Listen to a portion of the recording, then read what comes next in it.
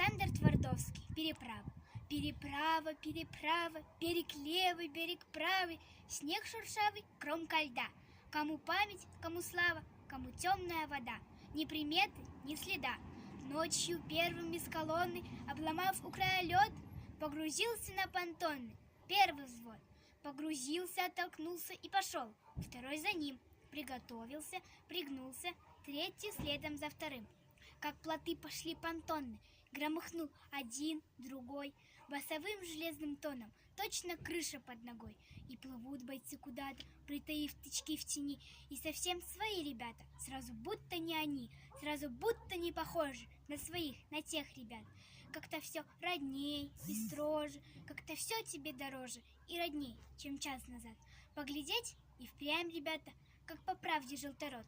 Холостой ли он, женатый, этот стриженный народ? И уже живут ребята, на войне живут бойцы, как когда-нибудь в 20-м их товарищи отцы.